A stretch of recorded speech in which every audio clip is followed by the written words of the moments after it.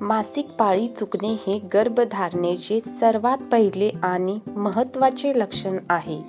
तुम्ही गरोदर असल्याचे पहिले लक्षण म्हणजे तुमची मासिक पाळी उशिरा येणे.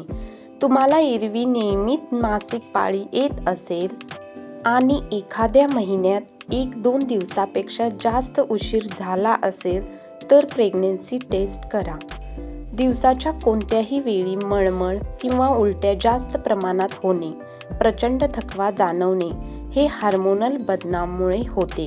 स्तन दुखणे, सुजल्यासारखे वाटणे किंवा संवेदनशील वाटणे, शरीरातील रक्ताभिसरण वाढल्यामुळे लघवीचे प्रमाण वाढते.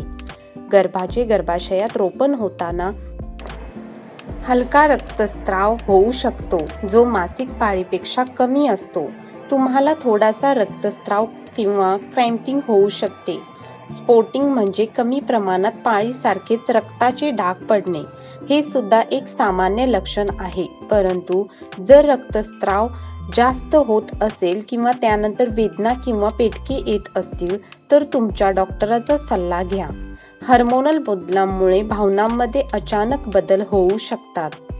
काही विशिष्ट पदार्थांची तीव्र इच्छा होणे किंवा काही पदार्थ खाण्याची इच्छा नसणे, पोटाच्या खालच्या भागात हलक्या स्वरूपाचे पेटके येणे.